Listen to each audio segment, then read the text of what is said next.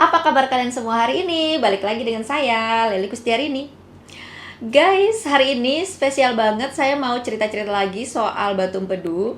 Kemarin saya tuh sudah janjian sama seseorang yang mau teleponan hari ini untuk sharing-sharing soal Batu Empedu. Jadi spesial banget ya hari ini saya kontenin, karena biasanya saya nggak kontenin. Supaya siapa tahu yang melihat kalian yang sedang berjuang untuk menyembuhkan Batu Empedu mendapatkan inspirasi, semangat, dan motivasi dari video ini. Tapi sebelum kita mulai, kalian jangan lupa untuk like, komen, dan subscribe supaya saya semakin semangat untuk membuat video-video selanjutnya.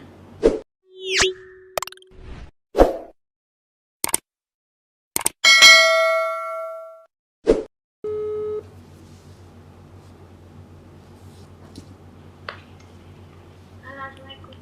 Halo, Waalaikumsalam. Iya, alhamdulillah ya kak. Iya kak, gimana Ya, kabarnya? iya alhamdulillah kak baik. Kak Leli gimana Alhamdulillah. kabarnya kak? Alhamdulillah baik. Iya alhamdulillah. Aku tuh pengen mau minta motivasi dari kakak, terus mau sedikit sharing gitu loh kak niatnya. Oh iya boleh, kalau boleh tahu kakak ini dari kota mana? Saya dari Jogja kak. Dari Jogja ya. Iya, Panggilannya panggilannya siapa biar aku enak manggil nih? Kak Rahel gitu. aku panggilannya Dini kak. Oh, Kak Dini. Iya. Oke.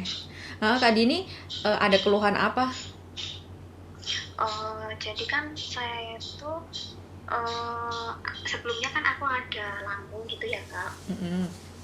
Sebelumnya aku tuh ada GERD gitu, terus waktu itu kan ada juga keluhan macam-macam sih kak. Aku tuh ya Allah masih muda, itu penyakit agak macam-macam gitu. uh, Waktu itu pertama itu aku ada keluhan saat BAB itu berdarah gitu ya kak. Terus akan ke dokter gastro itu di pemeriksaan colon in loop itu loh kak. Itu tuh hasilnya baik gitu, nggak ada apa-apa, nggak ada permasalahan. Nah, masalah itu selesai, aku tuh kok agak nyari perut gitu loh kak. Awal-awal itu bagian kanan atas gitu, terus habis itu tuh bagian bawah, tapi itu tuh nggak sampai yang aku sakitnya sampai ambruk terus pingsan, itu enggak sih kak. Cuma ya sehari itu kadang-kadang ada, tapi kan karena aku ada anxiety jadi kan bingung cemas gitu loh kak, paham ya. Mm-mm. Mm-mm. Nah terus aku tuh mencoba untuk mau cek USG, karena aku kan di Jogja kak, dan di Jogja itu kan rumah sakit yang besar-besar kan masih minim, jadi kan adanya cuma mungkin kalau kakak di rumah sakit gede gitu ya. Kalau aku kan cuma di rumah sakit kayak terdekat-terdekat mana yang ada gitu loh kak, yang pasti tapi ya cukup lumayan lah, ada fasilitas kayak USG dan lain-lain. Dan waktu itu aku USG itu hari Selasa kak. Mm-mm. Kurang lebih Selasa atau Senin aku lupa.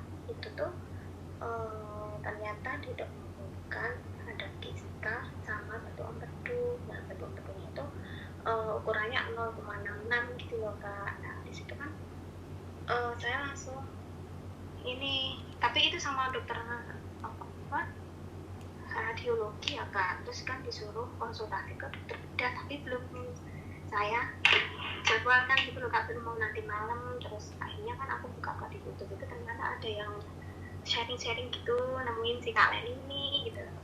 Oh iya. Nah itu tuh katanya bisa sembuh tanpa operasi gitu ya kak ya. Iya, insya Allah. Iya, memang ada yang sembuh tanpa operasi, ada juga yang memang harus operasi, ada juga yang sampai tua, sampai maksudnya seumur hidup dia barengan ada BE gitu Ada juga gitu. ada memang. Jadi gini, apa kan yang saya mau tanyakan itu, Mm-mm. kak Leni itu untuk ukurannya waktu itu berapa ya kak? Untuk ukurannya yang saya punya itu sekitar 0,6 mm. Kalau nggak salah ya, Oh ya, sekitar sama lah. sekitar sama ya. Heeh. Soalnya Kak, soalnya secara ya sebenarnya Batu Empedu tuh nggak bisa diukur melalui USG. Waktu itu saya kan tanya sama Iya dokter. sebenarnya. Saya kan Kak tanya. Leni untuk, maaf kak, Mm-mm. untuk kak Leni sendiri konsultasi ke dokter apa ya kak? Saya dulu dokter praktek umum, tapi dia praktek pribadi gitu loh, bukan di rumah sakit. Oh gitu. jadi Kak Leli nggak ada konsultasi ke spesialis apa gitu, misalnya dalam, misalnya kan itu nggak ada. Enggak, kebetulan yang mendapatkan batu empedu saya ini dia dokter umum. Jadi saya periksanya ke dokter itu terus. Mm-mm. Tapi USG-nya di luar dokter itu gitu ya Kak? Ke dokter itu, ke satu dokter itu langsung. Saya nggak pernah di rumah sakit. Gitu. Oh itu Pak dokter umum tapi sekaligus menyediain ada USG gitu ya Kak ya? Iya, jadi kalau di tempat saya itu kan enak ya Kak kalau gitu. kayak di tempat saya itu dokter umum, dia buka praktek sendiri kan, kayak di rumah gitu. Nah, itu dia punya fasilitas lengkap, ada USG-nya. Kalau di tempat saya rata-rata Kak begitu. Leli, oh iya, dibandingin saya kan harus bolak-balik nih. Kan aku pertama kan di dokter umum, terus disuruh USG. Otomatis kan USG ketemulah dokter si radiologi gitu ya Kak. Habis itu sama dokter radiologi disuruh konsul ke bedah atau ke dalam gitu. Jadi kan harus muter-muter yang bikin anxiety aku tinggi, cemas, berlebihan kan ya gitu gitu loh Kak. Oh, gitu ya. Di sana nggak ada yang langsung dokter praktek begitu?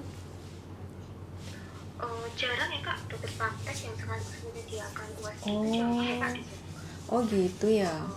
Iya, kami masih di desa gitu loh Kak. Hmm. Tapi selama ini ada keluhan apa? Kalau saat ini aku tuh Kolik? nggak ada Kak. Baru kemarin itu aku konsultasi tadi bukan masalah TI tapi ke kisahnya dulu karena yang TI itu kan baru nanti malam gitu loh Kak. Oh, kayak begitu ya. Baru konsultasi ya nanti malam. Iya, baru akan gitu. Sama mau tanya lagi Kak, berarti untuk ukuran pusat Kak, sekitar ukuran kayak punya kita ini masih bisa ditangani tanpa dioperasi gitu ya Kak? Iya, insya Allah masih bisa kalau dari pengalaman ya. Kalau dari pengalaman yang biasanya saya sharing, cerita-cerita sesama penderita batu empedu gitu. Bahkan ada yang 1 cm dia bisa bersih. Dia bisa berkurang dan bisa hilang. Gitu. Heeh. Oh iya. Ada juga yang begitu. Dan ada juga yang ukurannya kecil 0,1 kalau nggak salah 0,1 cm ya. Atau 0,01 mm ya kalau nggak salah itu. Iya. Nah itu ada yang nggak bisa hilang. Jadi temen Itu nggak bisa hilang. iya jadi tergantung ya Kak. Mungkin nggak sih Kak? Kayak gitu, tergantung pola mana juga. kalau temen saya ini ya yang pernah sharing ini pernah.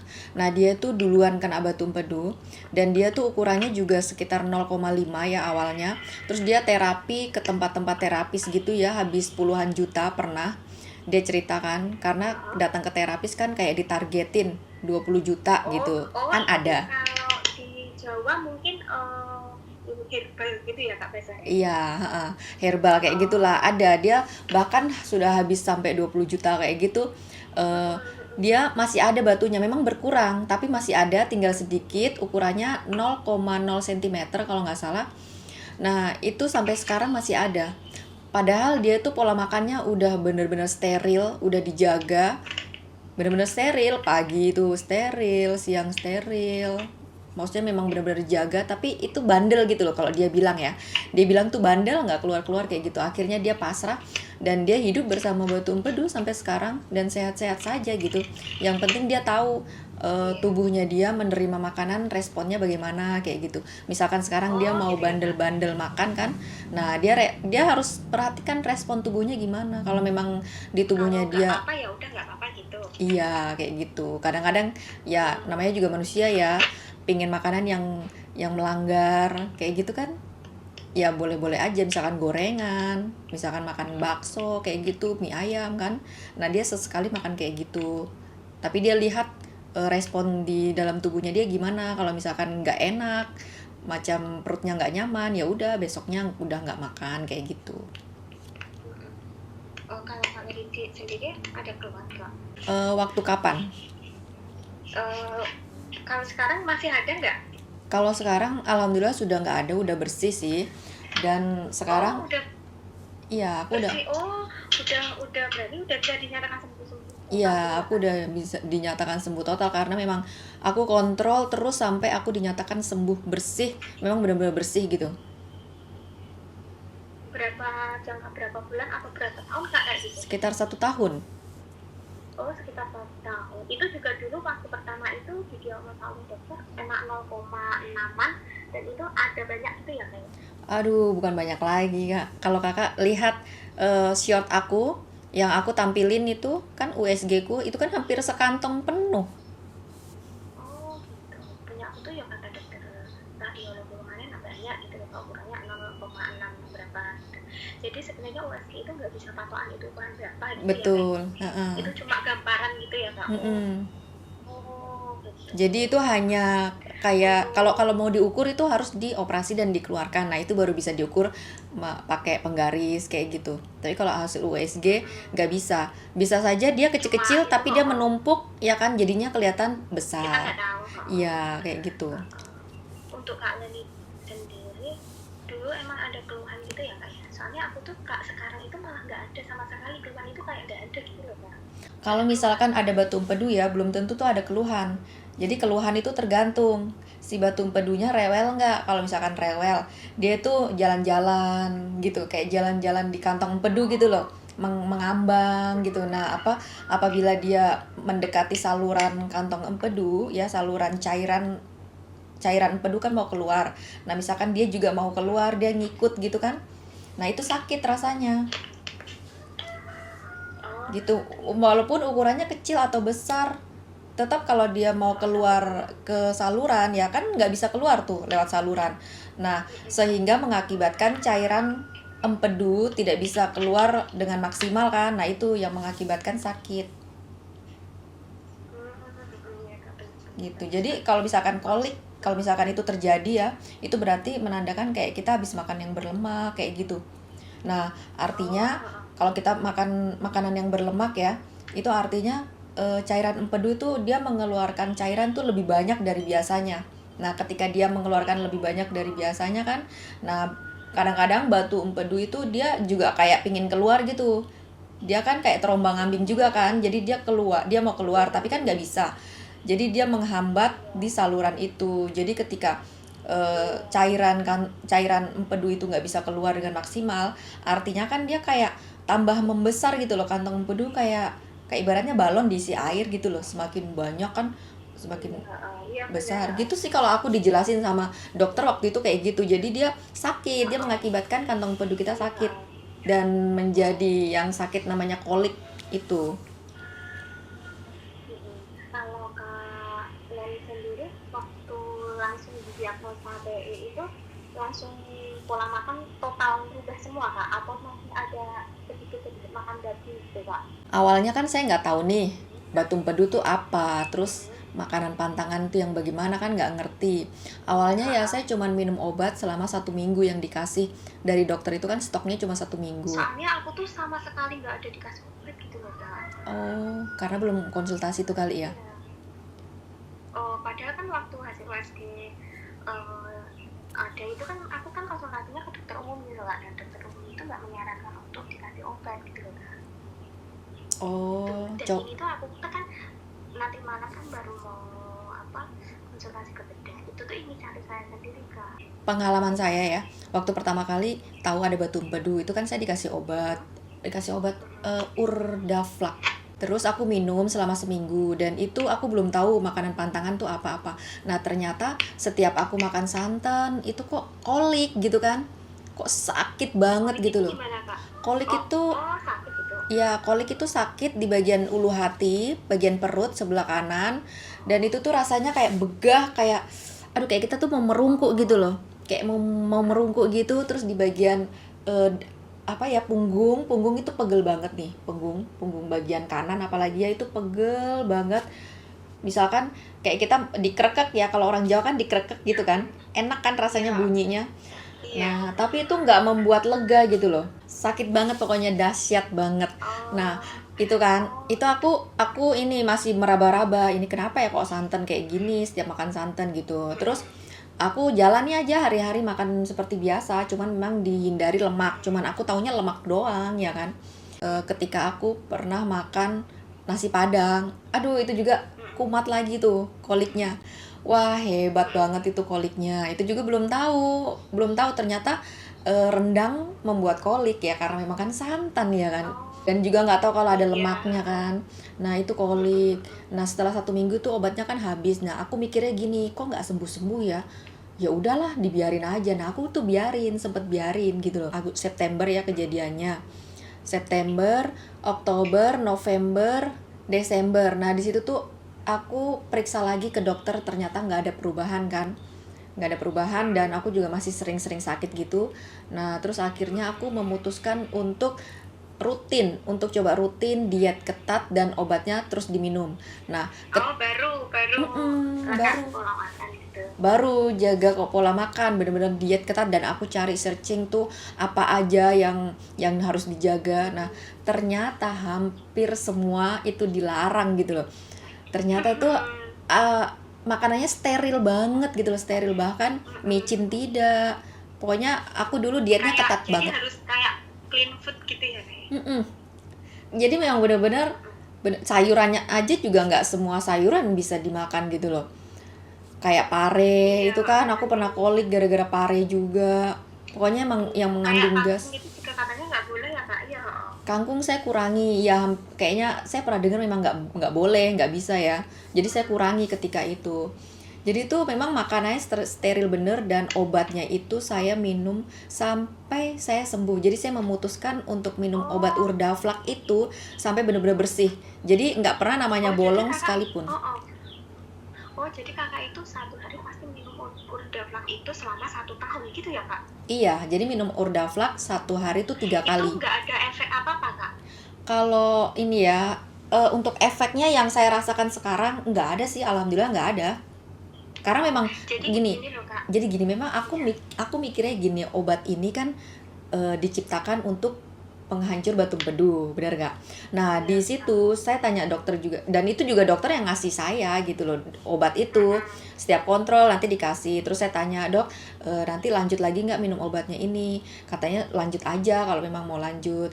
Nah nanti kalau misalkan belum waktunya kontrol tapi obatnya sudah habis, beli aja di apotik gitu katanya. Nggak apa-apa nih dok, beli di apotik. Dokter bilang nggak apa-apa.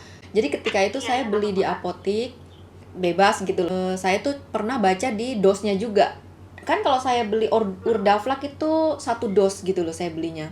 Itu sekitar harganya sekitar harganya 580-an kalau zamannya saya ya waktu itu 2017 apa Tapi 2. encer pun bisa itu, Kak?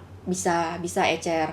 Cuman saya malas bolak-balik kan. Karena saya baca di brosurnya kan. Nah, ternyata obat itu memang untuk penghancur batu empedu khusus. Dan juga harus diminum rutin, tidak boleh terputus. Jadi kalau misalkan terputus ya, misalkan kan aku minumnya 1 hari 3 kali kan. Nah, itu tetap harus 3 kali. Itu 3 kali, Kak? Iya, saya dikasih dari dokter resepnya 3 kali sehari. Jadi aku tuh Kak nggak pernah namanya bolong memang. Jadi misalkan ini sudah mau habis ya obatnya, itu udah aku stok memang. Udah aku langsung stok, jadi nggak pernah bolong. Soalnya aku baca di dosnya itu nggak boleh bolong gitu, nggak boleh. Kalau misalkan bolong, itu kayak dianggap kita tuh ngulang dari pertama gitu loh. Iya. Nah, terus aku juga baca di situ. Di situ tuh katanya minum terus sampai 2 tahun. Kalau selama 2 tahun itu batu empedu tidak ada perubahan, jadi stop, dihentikan. Gitu loh. Jadi kita bisa menganalisis dong. Berarti obat ini bisa diminum selama 2 tahun dong. Kalau memang nggak ada perubahan, disuruh stop Ada begitu. jangka panjang bisa gitu loh ya. Iya, jadi kenapa saya bilang nggak apa-apa, kenapa saya bilang gini, nggak apa-apa ya minum obatnya selama itu, kan banyak yang takut juga kan. Nah tapi kan saya baca di dosnya aja kayak gitu bacaannya, jadi saya nekat gitu, saya berpikiran ya Allah ini saya lillahi ta'ala, saya benar-benar ingin sembuh, saya ini obat memang diciptakan untuk penghancur batu empedu ya kan. Obat. Nah, kalau memang obat ini mengakibatkan penyakit lain, kenapa diciptakan gitu loh. Kadang aku berpikiran positif kayak gitu. Jadi pasti yang pembuat pabriknya tuh pasti sudah tahu lah ya ukurannya, takarannya, bener gak? Lagian di situ juga dibilang kan bisa diminum sampai 2 tahun. Kalau memang nggak ada perubahan di batu empedunya itu, berarti stop, dihentikan. Berarti memang batu empedu itu nggak bisa hilang. Kan ada tipe batu empedu yang nggak bisa hilang. Gitu. Berarti permanen di situ gitu loh. Iya, ada yang begitu. Jadi kalau dia bisa berkurang, berarti dia ada respon bagus. Jadi teruskan. Jadi ketika itu saya teruskan Kak. Itu selama kurang lebih 1 tahun baru saya dinyatakan bersih dari batu empedu. Tapi memang saya imbangi dengan herbal Kak memang. Jadi kalau untuk obat kimianya itu saya pakai Urdaflac. Kalau tidak Estasor itu namanya. Cuman kalau nggak ada, kalau di apotek stok Urdaflac kosong habis bisa digantikan dengan Bisa Estasor. pakai yang satu itu. Oh, kayak Mm-mm. gitu. Itu obat dari dokter, obat kimianya. Nah, itu tetap saya juga imbangi dengan herbal. Jadi memang saya dua Kak minumnya, bukan hanya obat dari dokter. Saya memang dua. Jadi untuk herbal terserah herbalnya mau pakai apa aja yang menurut Kakak yakin ini bagus untuk menghilangkan batu empedu ya itu yang Kalau kakak diminum. herbalnya pakai apa, Kak? Kalau saya herbalnya tuh gonta-ganti Kak, karena saya ngelihat setiap sebulan atau 3 bulan kalau nggak ada perkembangan saya ganti kadang-kadang gitu. Setiap per 3 bulan kan saya USG nih ya. Saya lihat Oh, nih, 3 bulan ya, Kak? setiap 3 bulan saya USG. Nah, itu memang batu empedunya selalu berkurang. Selalu berkurang gitu kan. Jadi kan dia ada respon baik kan. Nah, saya nggak tahu nih dari obat kimia atau dari herbalnya yang Oh, gitu. yang membuat batu empedu itu berkurang. Nah, secara ini kalau herbal, misalkan herbal kemarin kan saya minumnya lecithin. Nah, saya nyoba nih sampai 3 bulan. Nah, kalau misalkan kan di situ testimoninya batu empedu langsung hilang kan katanya kalau minum herbal itu gitu kan langsung hilang. Nah ternyata waktu saya USG kan masih ada, ya kan? Nah disitulah, Ganti gitu. iya disitulah saya merasa saya mau ganti gitu loh, gitu. Jadi herbal daun-daunan pernah. Nah kalau herbal daun-daunan itu saya memang lupa, benar-benar lupa karena saya dikasih 10 jenis dan itu pesennya melalui online Facebook. Dan itu juga saya sudah lupa Facebooknya apa. Waktu itu saya dapatnya itu dari herbal, dari apa ya kayak grup herbal di Facebook gitu loh. Nah, saya pesen di situ. Nah, itu cuma Oh, 1 bulan. bikin sendiri ya, Kak? Iya, itu bikin sendiri cuman dikirim daun-daunan aja. Terus nanti saya rebus sendiri itu selama 1 bulan. Itu saja. Terus saya sudah nggak pesen. Terus saya ganti lagi dengan lidan kayak gitu. Nah, lidan saya pernah coba lidan itu selama sebulan ya. Tapi selama saya coba lidan saya pernah kolik tuh 2 kali. Dan saya selalu ngeluhnya di bagian ulu hati tuh kayak teriris-iris kayak sakit gitu. Nah, di situ makanya mungkin saya nggak cocok ya, karena orang yang minum lidan itu ya sebulan 2 bulan tuh langsung bersih, langsung hilang batu empedunya, testimoninya kayak gitu. Nah, tapi di saya mungkin kurang kurang apa ya, kurang jodoh apa kurang cocok ya kan. Saya mengalami keluhan kayak gitu, jadi saya hentikan. Itu cuma 1 bulan saja 1 botol. Setelah itu saya USG kan. Ya memang batu empedunya tuh berkurang juga, selalu berkurang. Tapi saya nggak tahu itu melalui obat yang mana dan herbal yang mana gitu kan. Iya. Nah setelah Yang habis, pasti yang kimianya yang tadi gitu ya. ya yang jelas kimianya nggak pernah berhenti. Mm-mm. Nah terus berikutnya saya ganti herbalnya itu dengan cuka apel. Oh, gitu. Iya, nah cuka apel ini yang paling terlama, memang yang paling terlama. Jadi cuman itu saya sudah memutuskan makan bebas, terus herbalnya sudah cuka apel, terus obatnya tetap Urdaflac ya yang tadi, Urdaflac atau Estasor. Nah, itu saya sudah mulai bebas makan, terus herbalnya cuka apel, obatnya Urdaflac itu setelah berapa bulan ya, sekitar 6 bulanan itu saya dinyatakan bersih. Padahal saya sudah makan bebas. Itu udah genap 1 tahun gitu ya, Kak ya? Iya, itu kalau totalnya dari yang Berarti Desember selama ini tadi. kalau yang saya lihat kakak untuk herbalnya pakai yang cuka apel ya? Iya, itu yang paling terlama memang. Dan Itu pure, Kak? pure gimana maksudnya? Nggak dicampur apa-apa gitu? Oh, dicampur. Cuka apel dicampur dengan 1 gelas air hangat. Kalau ada madu dicampur dengan madu. Mm-mm. Oh, gitu. Makanya itu ya, kalau aku lihat di YouTube itu sering bikin apa, jus Oh apa iya, gitu ya? jus apel, jus apel.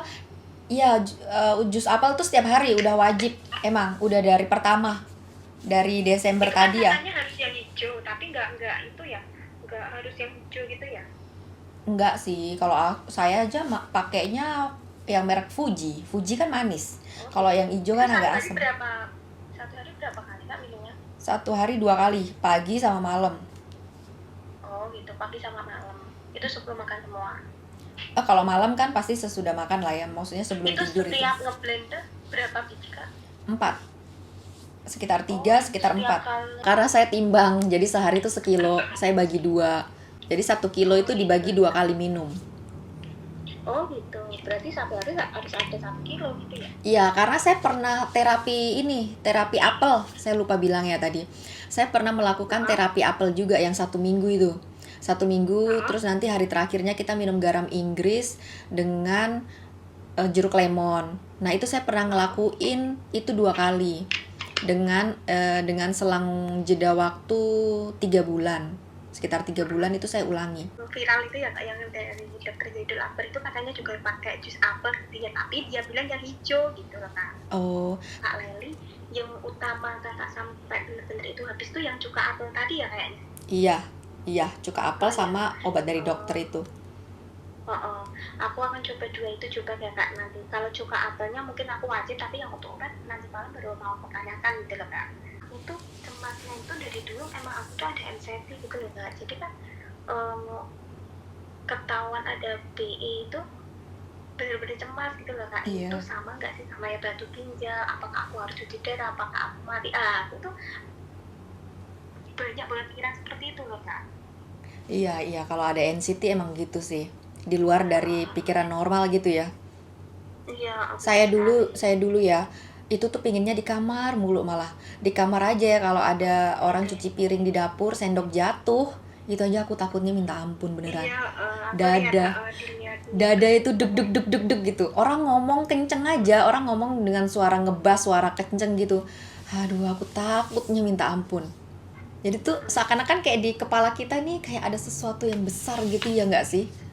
Dan setiap malam tuh seakan-akan kayak malaikat pencabut nyawa tuh lagi mengintai kita, lagi ngintip-ngintip gitu, lagi di atas genteng ya nggak sih? Aku ngerasanya kayak gitu. Kamu sakit ini, kamu bakalan ini, itu tuh ada banget. Kalau NCT itu menurut saya dia sembuh karena pola pikir kita. Nah, coba diatur pola pikir kita. Pertama harus bisa ikhlas. Nah, ikhlas tuh bagaimana? Nggak semua orang ngerti ya arti ikhlas tuh kayak gimana. Ikhlas itu ibaratnya kayak udah pasrah, terima gitu, nerima. Ya, sholat, terus berserah diri, banyak minta maaf.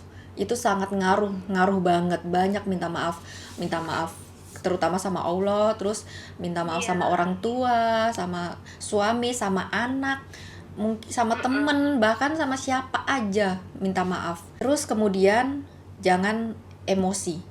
Gimana caranya jangan emosi? Ya, jadi kita harus berprinsip begini, apapun yang terjadi itu atas kehendak Allah gitu loh. Itu nanti kita bisa ikhlas sendiri. Jadi santai aja gitu. Santai aja. Anggap semua yang terjadi itu karena Allah gitu.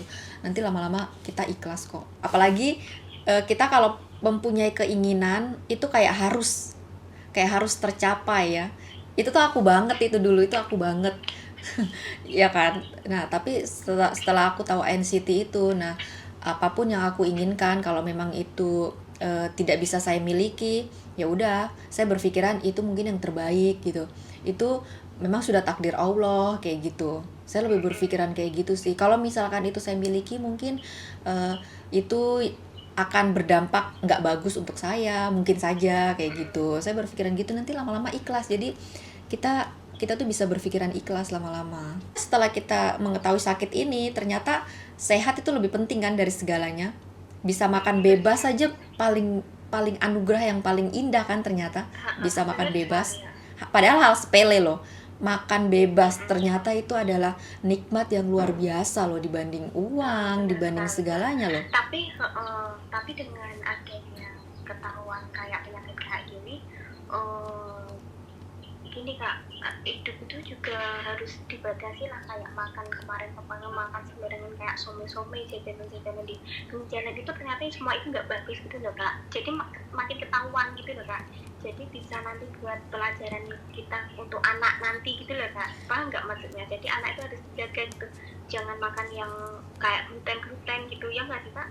Iya benar, di satu sisi ada pemikiran seperti itu, tetapi di sisi lain ya Kak ya, Coba bayangkan, banyak orang yang makannya sembarangan ya, jajan-jajanan, tapi dia masih Tapi dia sehat. nggak apa-apa. Aku Iya, juga kadang kepikiran gini kak, ya Allah, katanya penyakit itu berasal dari pola makan, pola hidup yang nggak sehat. Padahal ya aku ini dibandingkan mereka-mereka yang hidupnya di luar-luar sana yang kayak di mall-mall, makanya dia selalu spaghetti, selalu burger, kayak nggak yang KFC, UPF kayak gitu. Padahal aku tuh orang desa gitu lah kak, kasarannya makan sayuran apa aja masih bisa sakit. Mereka yang makan gitu sembarangan aja mereka nggak kenapa-napa gitu loh. Aku tuh kadang suka berpikir gitu loh kak. nah sama Kak, sama kayak aku. Dulu tuh aku tuh paling jaga gitu loh.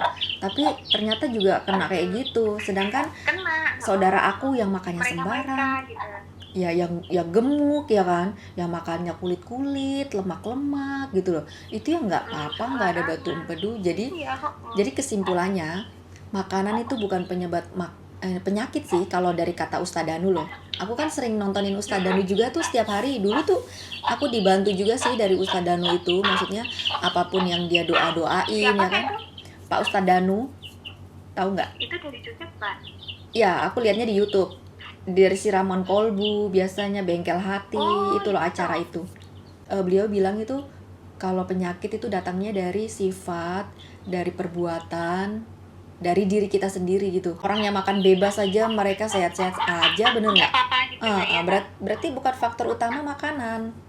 Jadi kita memperbaiki diri gitu loh. Kayak yang tadi aku bilang, kita jangan emosian. Misalkan kita menginginkan sesuatu, terus kita nggak bisa mendapatkan, kan kadang-kadang kita kayak jengkel, kayak emosi, kayak sedih. Nah itu jangan. Jadi kita harus ikhlas, rubah pola pikir, hati kita harus selalu dijaga. Itu yang aku sering bilang kan. Jadi jangan sampai sakit hati, jangan sampai kayak pikiran, terus batin sesuatu yang sangat sangat dalam tuh jangan, apalagi ada dendam, itu kayaknya jangan deh. Semangat, Banyak ada kali semangat. iya gitu. Aku pikir itu tuh penyakit yang misterius gitu, ternyata itu nggak begitu ya kak ya. Awalnya juga aku kira misterius nih, apa batu empedu ini. Itu kepikiran apa sampai nanti kayak itu yang cuci darah, aku tuh sampai kepikiran seperti itu gitu loh kak. Jangan kepikiran, malah membuat beban pikiran kan. Jadi ikhlas, semua ini yang terjadi karena Allah. Nanti Insya teruslah Allah itu tuh berdoa. bukan penyakit yang kayak kita mikirin yang aneh-aneh itu, enggak ya kak ya. Enggak, yang pikiran aneh-aneh Iya. ternyata kan NCT. Hilang. NCT kan kita penyakit gitu. kecemasan yang berlebihan. Berlebihan, benar sekali. Emang awalnya sebelumnya itu aku sering mah dulunya. Mah Oh ya sama lambung. berarti. Udah gitu suka Soalnya makan yang kemarin tuh, pedes-pedes, suka makannya ekstrim. Suka banget tapi pedes. nggak kayak di USG ketahuan gastritis itu nggak ada. Aku dulunya belum pernah di USG. Dulunya ya, cuman taunya ini mah. Jadi kalau telat makan, aku tuh sering telat makan. Nah, nanti sekalinya makan tuh yang pedes, sekalinya makan banyak, terus sama nanti sama kayak aku kak. iya. Sama yang pedes itu. Jadi memang lambung kalau mau dibilang ya, lambung tuh mungkin rusak gitu loh ibaratnya. Pernah ya kalau misalkan nih Jadi kan aku lagi stres nih pikiran ya. Itu aku bisa nggak makan 3 hari pernah. 3 hari, 4 hari itu nggak terus makan nanti sama sekali. makan sembarangan gitu. Iya, heeh. Sama. Iya, aku kuat kalau untuk nggak makan tuh. Yang penting minum. Nah, itu kayak gitu dulu pola makanku. Pedes-pedes yang lemak, suka banget tuh yang lemak. Lemak sapi ya, lemak dada itu enak banget itu. Dulu suka kayak gitu. Tapi dulu tuh kalau mah ya aku tahan aja karena sudah terbiasa kan. Ini mah. Penyakit mah itu kayak penyakit yang simple gitu loh. Dulu aku ngiranya kayak gitu. Udah familiar gitu ya. Penyakit simple yang nggak mematikan lah, nggak bisa bikin mati kan ibaratnya gitu. Dulu taunya kayak gitu. Jadi aku biarin aja. Ntar telat makan rasanya kayak senep ya, kayak tekancing gitu kan perutnya. Ya itu aku biarkan. Tapi gini kak, aku dengar dari kakak tadi loh, kakak itu nggak perlu mondar mandir ke rumah sakit ini, daftar ke poli dalam lah, ke poli bedah lah, itu tuh aku malah seneng loh kak. Jadi di sisi lain di tempat kakak itu ada dokter praktek umum yang menyediakan OSG juga gitu loh kak. Jadi enak gitu loh. Jadi nggak perlu berlebihan gitu kan, beda dengan saya kan harus bolak-balik Iya. ketika nanti yang ketemu yang dia ini kan tambah cemasnya itu yang berlebihan gitu loh kak, ya nggak? Iya, Iya, kalau boleh tahu untuk biaya sekali kakak kontrol berapa kak kalau pas USG kayak itu sekaligus dengan dokternya? Kalau dulu ya, kalau nggak salah ini, soalnya udah lama ya, udah 2018-an kalau nggak salah itu Mm-mm. 250 USG-nya. Oh ya sama, kalau USG sama dokter umumnya itu sekitar segitu kak, di tempat saya juga segitu sih. Yang penting kalau batu empedu, yang penting dia nggak sering kolik, nggak sering kumat, itu nggak apa-apa sih, nggak harus Bersih dari yang lemah dioperasi. itu tadi ya kak Iya, tadi. yang penting berusaha untuk minum obat gitu kan. Cukup sih membuat aku termotivasi, jadi agak nggak begitu cemas gitu loh kak. Ada Iya, motivasi dari kakak gitu loh. semangat. Ini mah aku lihat sehat-sehat aja kok, alhamdulillah nggak apa-apa. Nanti yang penting Siapa diobatin kakaknya aja. maksudnya? Amin amin ya kak Iya ya. kan? Makasih banget loh kak ini untuk motivasinya ya. Iya kak. Semangat selalu ya.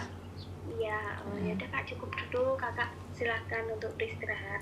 Terima kasih banyak ya kak untuk responnya, untuk motivasinya, untuk nasihat-nasihatnya ya kak, untuk resep-resepnya juga.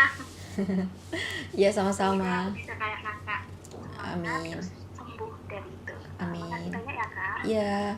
sehat selalu, panjang Amin. umur. Amin. Ya, assalamualaikum kak. Waalaikumsalam.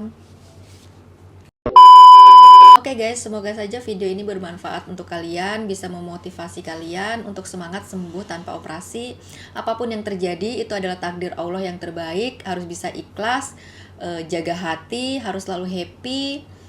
Dan terima kasih yang sudah menonton video ini sampai habis. Saya doakan sehat selalu, bahagia selalu, umur panjang. Jangan lupa untuk like, comment, subscribe, dan juga follow Instagram saya, Lely Kustiarini, dan fanpage Facebook saya, Lely Kustiarini.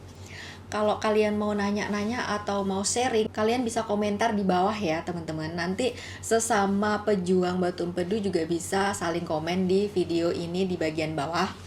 Atau bisa juga DM saya, tapi mohon maaf banget kalau respon saya di DM sekarang agak slow respon ya. Karena udah begitu banyak yang DM saya dan kadang-kadang saya respon tuh melalui video ya teman-teman. Apalagi kalau ada yang nanya, tetapi jawabannya ada di video-video saya, kadang saya langsung kirim linknya ya teman-teman. Mohon maaf banget karena saya buat video itu supaya untuk langsung menjelaskan ke kalian gitu. Kalau misalkan nanyanya mungkin belum pernah saya buat video, kadang saya bales ya teman-teman di DM. Oke, sekian dulu dan sampai jumpa di next video. Bye!